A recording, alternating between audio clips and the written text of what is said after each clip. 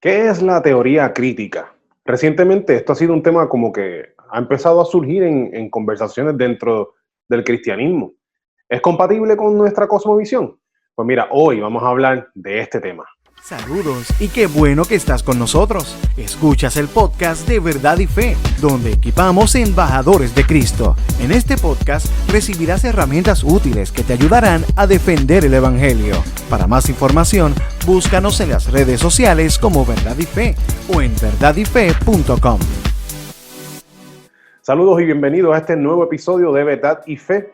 Mi nombre es Rick Lipset y hoy quisiéramos hablar sobre lo que es la teoría crítica. Para esta conversación he tenido la oportunidad de invitar a mi gran amigo Joel Rodríguez Morales, que recientemente escribió un libro que se titula Casi Cristianos, cómo dañamos el cristianismo y qué hacer para arreglarlo. Y este libro que tengo por aquí, que lo puedes conseguir en Amazon, en versión física, como la que estoy mostrando aquí, y también en versión Kindle, también está en Amazon. Y él en su primer capítulo menciona que los cristianos somos los menos amados, y la primera razón que da para esto son los estándares del cristianismo. Y dentro de esos estándares del cristianismo, ahí es que entra el tema de la teoría crítica, donde nos ve a nosotros, por ser cristianos, como opresores. Así que he invitado a Joel a que nos dialogue, a que hable con nosotros, tengamos una conversación sobre este tema. Así que les dejo con la conversación. Joey, gracias por acceder a esta invitación, ¿verdad? Es maravilloso tenerte aquí con nosotros. Gracias por tenerme. Seguro que sí. Para el que no lo sabía, ¿verdad? Joel fue quien fundó este ministerio de Verdad y Fe hace unos cuantos años atrás. Así que gracias al trabajo que él hizo, estamos aquí. ¿Cómo es? Hace par de añitos, sí. Hace par de añitos. Pero recientemente estuviste escribiendo este libro, ¿verdad? Que ya yo presenté aquí al inicio, Casi Cristiano, cómo dañamos el cristianismo y qué hacer para arreglarlo. Y me estuvo bien interesante que en el primer capítulo, empezando el libro, tú empiezas hablando de cómo nosotros los cristianos somos los menos amados. O sea, que ese es como un reto que tenemos nosotros ya de por sí. Y entonces das dos razones, y en la primera razón ubican los estandartes o los estándares del cristianismo y cómo estos podrían ser vistos bien grandes y bien pesados para la gente. Pero antes, ¿verdad? Yo mismo me adelanté aquí. Antes de empezar a hablar de ese estandarte y de lo que venimos a hablar de la teoría crítica, ¿qué fue lo que te movió a escribir este libro? Mira, yo escribí este libro porque como un resultado de un poco de estudio y descubrimiento, autoestudio y autodescubrimiento de cómo yo mismo no estaba llegando al nivel que se supone que yo llegara como cristiano, a lo que Jesús esperaba de mí, o a lo que yo entendía que Jesús esperaba de mí. Obviamente, venía de un fariseísmo, de yo señalarlo, tú estás bien mal y qué sé yo, y mientras yo mismo hacía esas cosas y estaba en pecado y diferentes cosas. Y cuando fui confrontado, ¿verdad?, por el Señor, me di la tarea de poder llevar cercano a ese llamado de ser como Jesús, de ser más como Jesús. Y el libro nace un poquito a través del descubrimiento y que todavía estoy descubriendo, ¿sabes? Porque todo ha sido un proceso y sigue siendo un proceso, y no me canto perfecto ni nada por el estilo, pero es algo que estoy tratando de hacer todos los días. Y en el proceso de poder descubrir, ¿verdad?, qué es, cómo yo tengo que responder al llamado de ser como Jesús, me di cuenta que al fallar en ser como Jesús, en realidad estamos dañando el cristianismo y cómo la gente ve esa imagen de Jesús, cómo nosotros proyectamos a Jesús, cómo nosotros nos proyectamos como cristianos, ayuda o desayuda a la gente a poder encontrar al Cristo verdadero, al que se supone que estemos imitando, al que se supone que estemos siguiendo. Y en parte quería traer ¿verdad? En este primer capítulo de Los Menos Amados, quería traer el hecho de que hay una parte que no es tanto por culpa de nosotros como cristianos, pero sí hay una gran parte que es por culpa de nosotros como cristianos. Y entonces vemos, por ejemplo, que hablo de 3 cosas. La primera es pues, que los estandartes del cristianismo son súper extremos, o sea, donde una persona dice, no te preocupes, miraste a esa muchacha, pero no hiciste nada con ella, no te preocupes. Jesús dice, ¿sabes qué? Aunque la hayas mirado, ya te fuiste por el chorro, o sea, ya, ¿sabes? Que aquí está la gente y el mundo o lo que sea, y Jesús nos dice, no, tiene que ser acá. El estandarte es mayor. El estandarte Jesús lo sube, y entonces no solamente en eso, sino para otras cosas. La gente dice, estás agitado con esa persona, pero tranquilo que no hiciste nada. Pero Jesús dice, ¿sabes qué? Si tú odias a tu hermano, es como si lo hubieses matado, o sea, eres un homicida, ¿sabes? Entonces el estandarte sube un montón, y entonces mucha gente piensa que está demasiado de muy lejos y no se puede alcanzar ni nada, y dice, como dice el teólogo, que lo menciona en el libro, los estándares de Cristo no es que son muy altos e inalcanzables, es que se piensan que son muy altos y ni siquiera se intentan. Y entonces en ese sentido pues nos vamos desviando.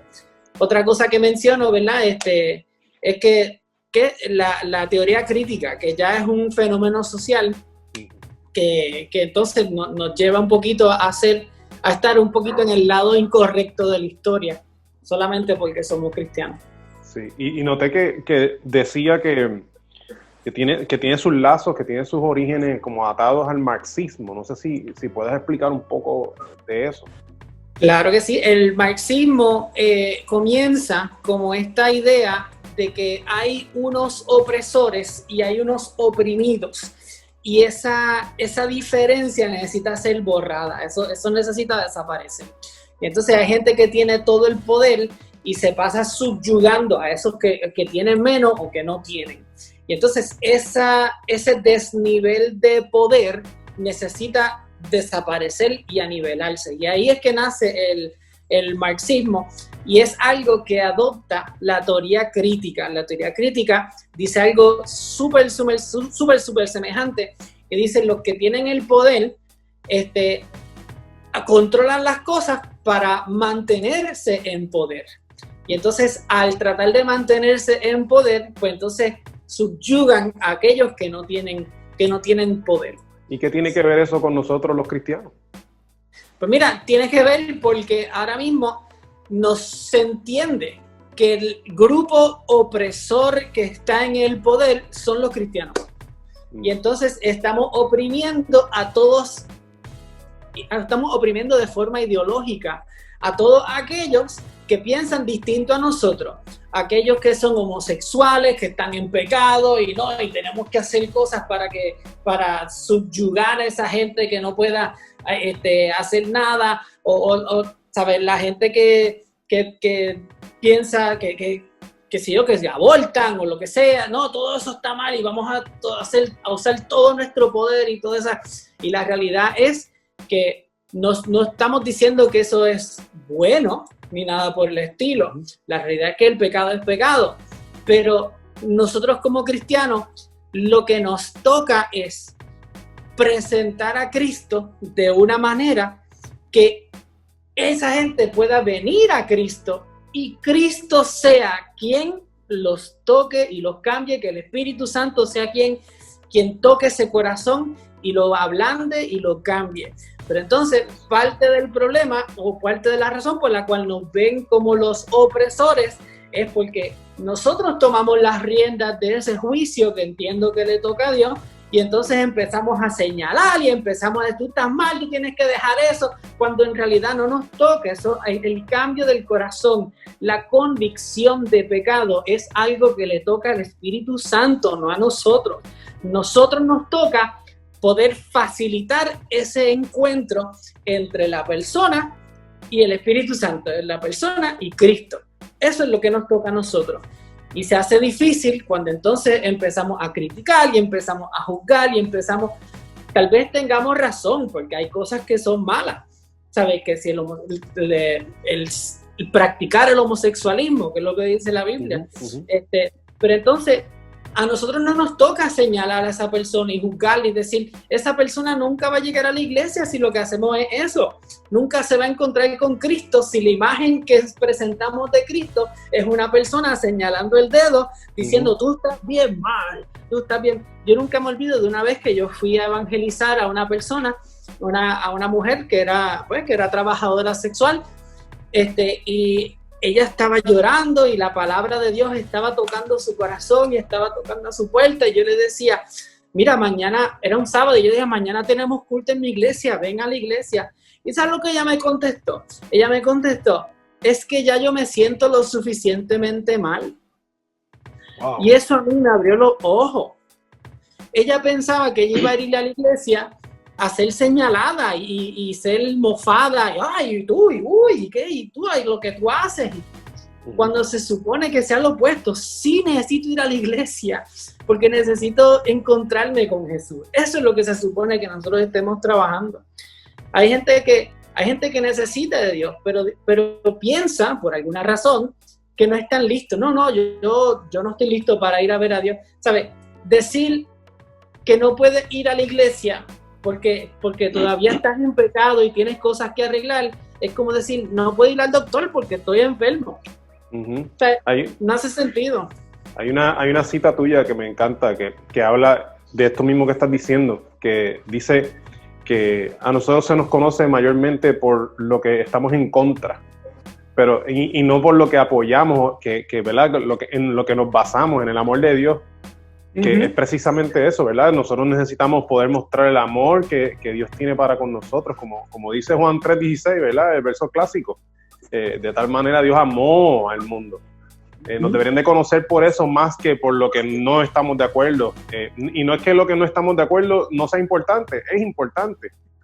Pero lo inicial, el corazón de nosotros en el cristianismo, de nosotros los cristianos, debe ser ese amor de Dios. En eso tienes toda la razón. Sí, yo digo, el camino hacia Dios es gratis, pero nosotros mismos le ponemos peaje. ¿Entiendes? No, pues tienes que, en vez de, ¿por qué la reacción inicial tiene que ser la crítica? ¿Por qué no puede ser el abrazo? ¿Ves? No, Dios te bendiga, qué bueno que estás aquí. Mira, después Dios se encarga, pero lo que queremos es que Dios se encargue, que esa persona pueda llegar hasta donde Dios. Y nosotros no podemos ser estorbo. Entonces, noté algo que bien curioso de esto de la teoría crítica, ¿verdad? Regresando a lo que es.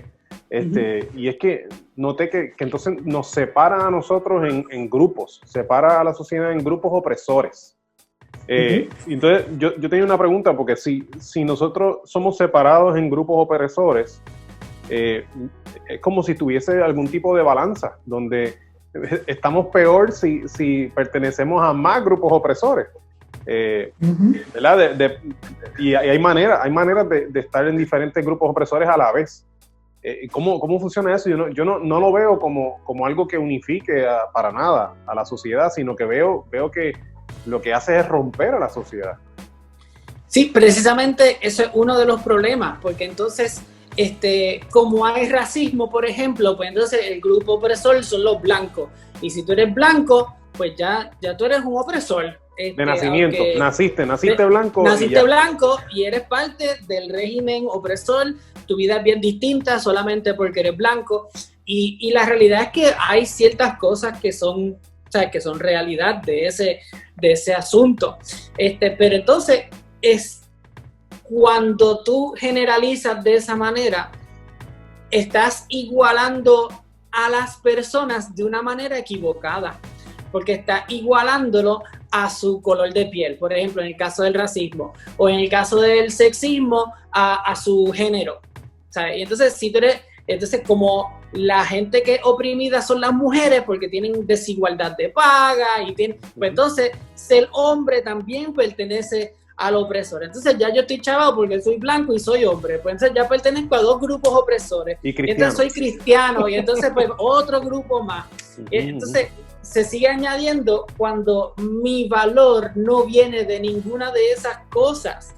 Lo que nos hace iguales es nuestra imagen de Dios en nosotros. Porque eso es otro de los problemas ahí, ¿verdad? El problema también de esta teoría crítica es que la identidad tuya proviene del grupo opresor al que pertenece. O sea, de ahí es que sale tu identidad, no es la identidad de nosotros, no estaría en esa cosmovisión, no está en la imagen de Dios, como tú estás diciendo ahora. Exactamente. Y entonces, para la teoría crítica, la manera de resolver mi problema de que soy blanco y de que soy hombre y que soy cristiano y que soy opresor en general es que tengo que ser woke. ¿Sabes? Tengo que estar despierto, tengo que despertar a la realidad que es ajena a mí, a esa realidad que es ajena a mí, donde me tengo que simpatizar o ir en contra de la gente que oprime, tengo que unirme a los oprimidos para poder batallar en contra de los opresores. Pero es interesante porque la realidad es que el problema de la teoría crítica es que saca a Dios del centro y pone la solución en el ser humano. Y el problema de esto es, trayendo lo que tú dijiste de la balanza, es que si tú sacas a Dios del panorama, entonces, ¿cómo tú sabes cuál es el que está bien y cuál es el que está mal? ¿Sabes? No hay, y es algo que has hablado antes en Verdad y Fe sobre la moralidad. Sin Dios no hay balanza, no puede existir esa balanza, porque entonces no sabemos qué es lo que está bien y qué está mal, porque no hay de dónde medirlo. No se puede medir si esto está bien o esto está mal, contra qué lo comparo, porque no hay Dios. Desaparece el estandarte objetivo. Precisamente, desaparece ese estandarte objetivo y no hay dónde medir esa balanza que tú mencionas. Que curiosamente, si sacamos a Dios del panorama, se sale del panorama también el racismo, el sexismo, el machismo, todo eso vuela en canto. No podemos decir que nada de eso está mal. Sencillamente podemos decir que son opiniones de la gente. Sí. Oye, me está bien interesante también, y no interesante en una buena manera, me está bien interesante que también dentro de esta crítica, de esta teoría crítica, está el estigma que se le tiene al oprimido, ¿verdad? Porque por su condición del grupo donde están, sea cual sea, son oprimidos y tienen un estigma. Y hay que luchar contra ese estigma, pero me está bien interesante y curioso que a la misma vez está poniendo un estigma sobre el opresor. O sea, que entiendo que lo veo como algo dañino, realmente yo no lo veo, no veo el bien, no sé si hay un bien, que quizás esa es la pregunta, por ahí es que voy, ¿verdad?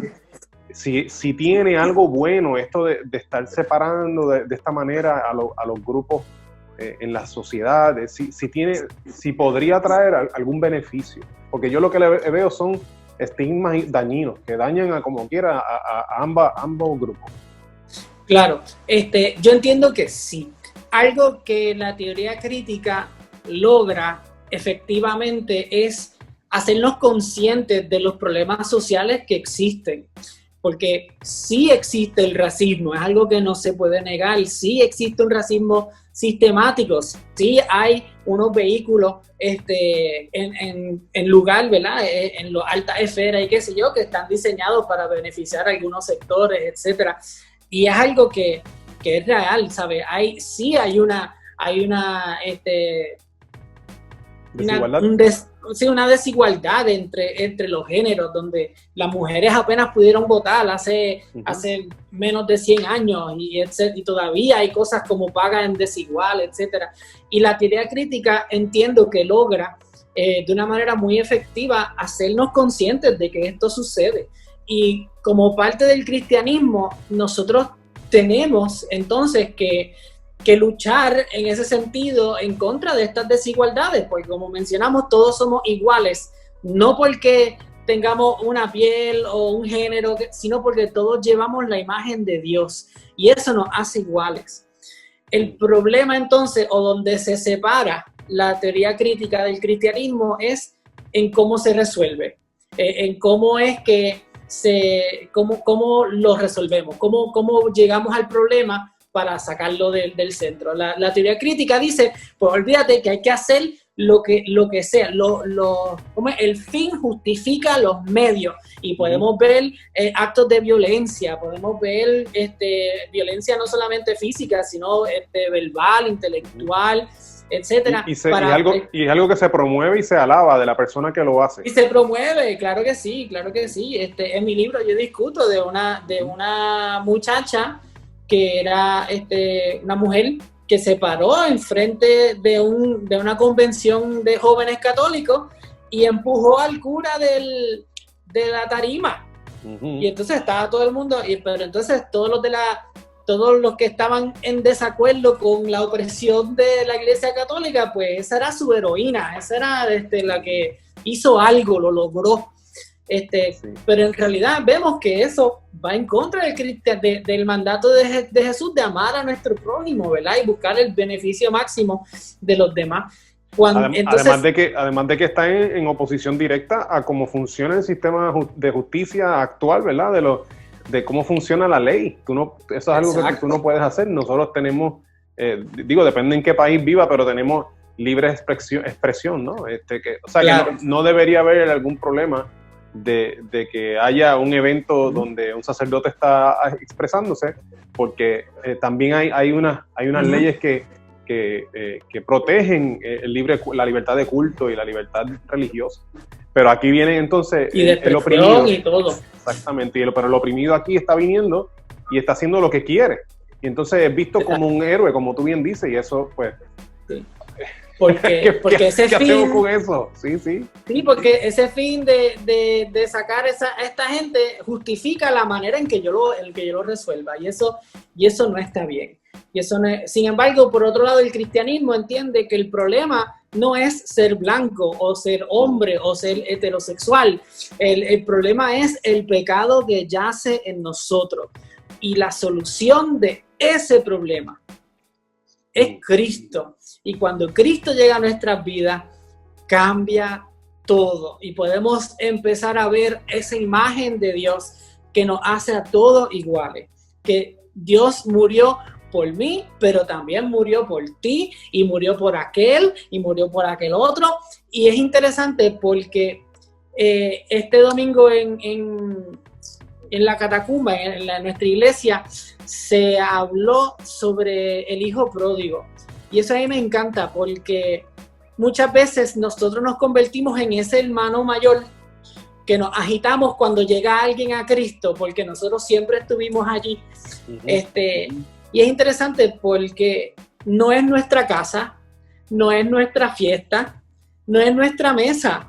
Y como quiera queremos tener una opinión sobre quién entra a nuestra casa, quién se sienta al lado de nosotros, quién viene a comer con nosotros. Mire, la mesa, la casa, la fiesta es del Señor y usted está allí inmerecido, igual que yo, igual que el que llega. ¿Ok?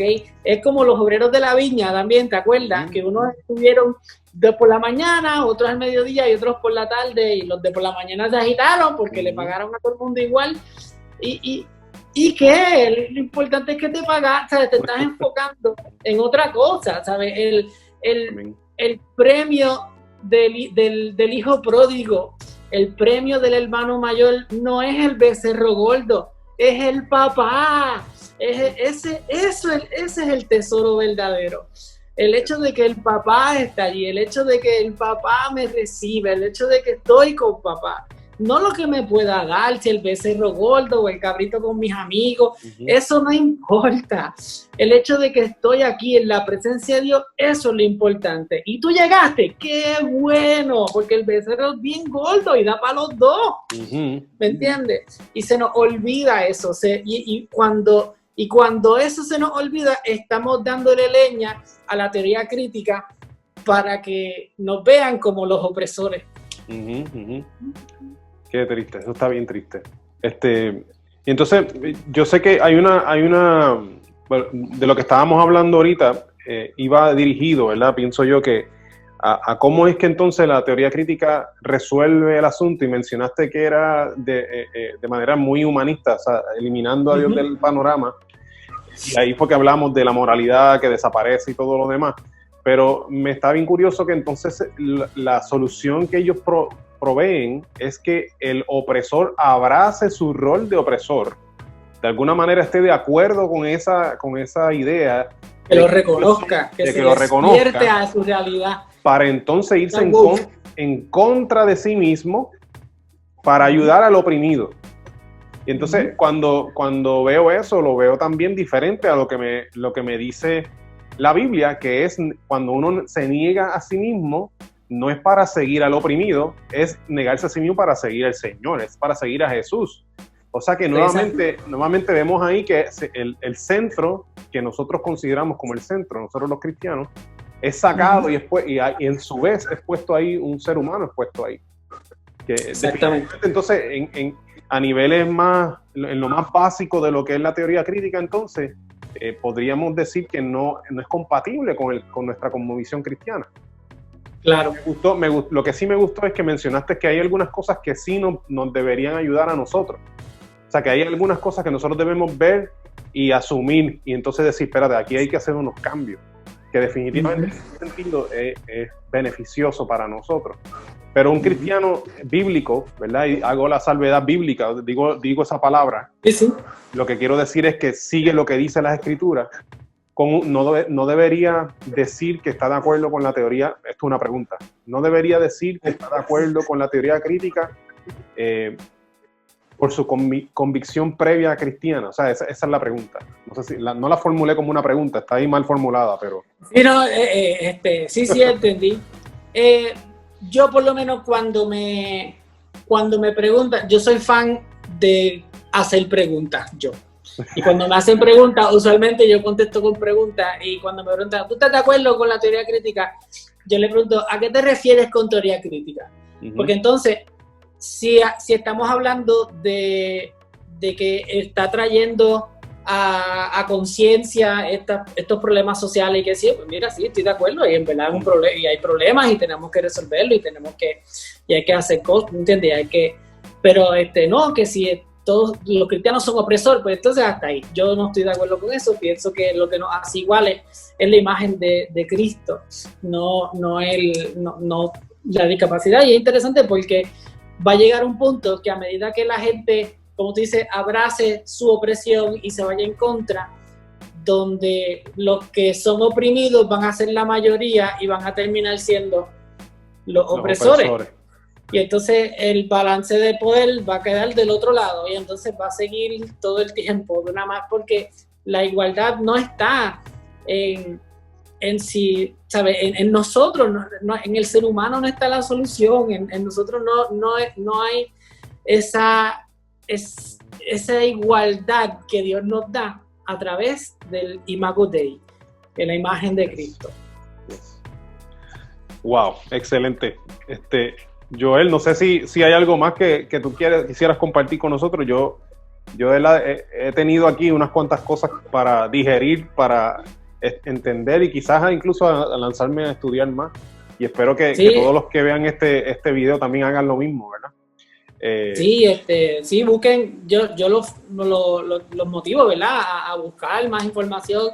Yo lo toco en el libro bastante resumido, es bastante general, cosas de darle, como yo digo, de ponerle la paleta en la boca, darle un par de vueltitas y sacársela para que se queden con el saborcito. Y quieran más, exacto. Pero sí, busquen, oriéntense, ¿verdad? Siempre, obviamente, poniendo la Biblia y el hecho de que Dios es amor, de que Dios es quien cambia, no nosotros, teniendo eso presente. Muy bien. Bueno, el libro se llama Casi Cristianos, cómo dañamos el cristianismo y qué hacer para arreglarlo. Joel, ¿dónde conseguimos este libro? Mira, está disponible, si lo quieres físicamente, está disponible por Amazon, y si digital, pues puede ser por Amazon o por Apple Books. Muy bien, excelente. ¿Y cuándo es que escribes el próximo? Ya pronto. Amén. Está por ahí, ya hay un par de ideas. Muy bien. Pues Joel, gracias por estar con nosotros. Ha sido un gran privilegio y un gozo verte aquí, ¿verdad? En Verdad y Fe, en la casa que tú fundaste, que Dios te usó para fundar. Y nos gozamos de que hayas lanzado tu primer libro. que es buenísimo, lo recomiendo, excelente libro, excelente recurso. Es como tener un discipulador en papel, ¿verdad? Es como para uno confrontarse, para verse a la luz de las escrituras y moverse. La idea no es quedarse ahí, ¿verdad? Estancado, sino moverse. Así que es excelente recurso, se lo recomiendo. Si se te olvida el nombre del libro, puedes ir a nuestra página de verdadyfe.com. Allí en la página principal vas a ver un enlace a mano derecha que te lleva al libro para que puedas conseguir tu copia. Así que Joey, gracias, Dios te bendiga, un abrazo a ti. Gracias a ustedes, seguro. Los amo. Y nosotros a ti también, un abrazo a ti, a tu esposa, a tus dos hermosas hijas, y Dios mediante te veremos nuevamente por aquí en el futuro, en algún otro tema. Claro que sí, Dios les bendiga. Espero que se hayan disfrutado grandemente esta conversación con Joel Rodríguez Morales, autor de este libro, Casi Cristianos, cómo dañamos el cristianismo y qué hacer para arreglarlo, el cual consigue en Amazon, ya sea en su forma física como esta que tengo aquí, como también puedes conseguir la versión Kindle y la puedes bajar a tu dispositivo que utilizas para leer libros digitales. Casi Cristianos, de Joel Rodríguez Morales. Espero que haya sido de bendición esta conversación, tanto como lo ha sido para mí. Recuerda que nos puedes enviar tus preguntas a nuestro correo electrónico preguntas@verdadyfe. Estamos en el internet en verdadyfe.com. Estamos también en las redes sociales, en YouTube. Y recuerda que también consigues nuestra mercancía en nuestra tienda en Teespring, que también está accesible a través de nuestro Facebook. Así que una de esas camisetas es esta que llevo puesta hoy sobre el argumento cosmológico a favor de la existencia de Dios, que se conoce como el Kalam. Así que la puedes conseguir allí en nuestra tienda en Teespring, que también está accesible en nuestro Facebook. Así que sí, eso es todo por hoy. Dios les bendiga y les veo en la próxima ocasión. Saludos. ¿Qué te pareció el tema de hoy? Déjanos tu comentario o pregunta en nuestra página de Facebook Verdad y Fe. Oramos para que este podcast sirva para darte herramientas útiles que te ayudarán a defender el Evangelio. Para más información, búscanos en las redes sociales como Verdad y Fe o en verdadyfe.com. Gracias por estar con nosotros.